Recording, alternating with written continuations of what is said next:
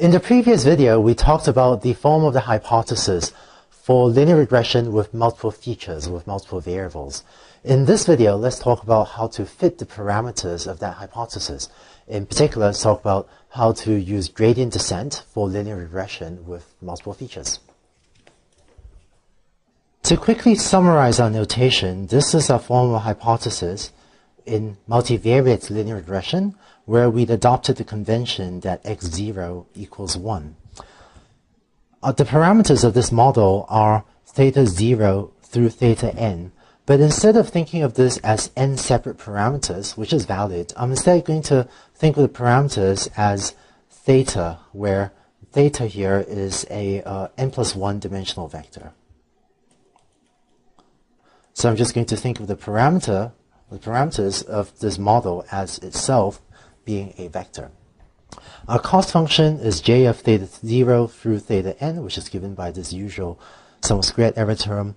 But again, instead of thinking of j as a function of these n plus 1 numbers, I'm going to more commonly write j as just a function of the parameter vector theta, so that theta here is a vector.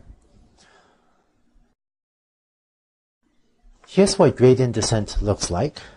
We're going to repeatedly update each parameter theta j according to theta j minus alpha times this derivative term. And once again, let me just write this as j of theta. So theta j is updated as theta j minus the learning rate alpha times the derivative or partial derivative of the cost function with respect to the parameter theta j. Let's see what this looks like when we implement gradient descent, and in particular, let's go see what that partial derivative term looks like. Here's what we have for gradient descent for the case of when we had n equals 1 feature. We had two separate update rules for the parameters theta 0 and theta 1, and hopefully these look familiar to you. And this term here was, of course, the partial derivative of the cost function with respect to the parameter theta 0. And similarly, we had a different update rule for the parameter theta 1. There's one little difference, which was that when we previously had only one feature, we would call that feature xi, but now in our new notation, we would of course call this x superscript I subscript 1 to denote our one feature. So that was for when we had only one feature. Let's look at the new algorithm for we have more than one feature, when the number of features n may be much larger than 1. We get this update rule for gradient descent.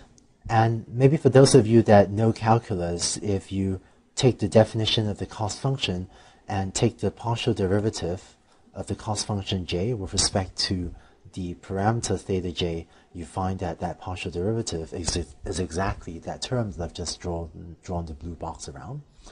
And if you implement this, you will get a working implementation of gradient descent for multivariate linear regression. The last thing I want to do on this slide is give you a sense of why these new and old algorithms are, sort of the same thing, or why they're both similar algorithms, or why they're both gradient descent algorithms. Let's consider a case where we have two features, or maybe more than two features. So we have three update rules for the parameters theta 0, theta 1, theta 2, and maybe other values of theta as well.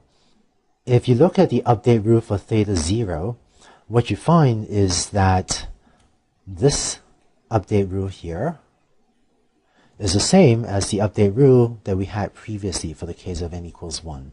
And the reason that they're equivalent is, of course, because in our notational convention, we had this x0 equals 1 convention, which is why these two terms that I've drawn the magenta boxes around are equivalent. Similarly, if you look at the update rule for theta 1, you find that this term here is equivalent to the term we previously had, or the equation, the update rule we previously had for theta 1, where of course we're just using this new notation, x subscript 1, to denote our new notation for denoting the first feature. And now that we have more than one feature, we can have similar update rules for the other parameters like theta 2 and so on. There's a lot going on the slide, so I definitely encourage you, if you need to pause the video and look at all the math on the slide slowly to make sure you understand everything that's going on here. But if you implement the algorithm written up here, then you will have a working implementation of linear regression with multiple features.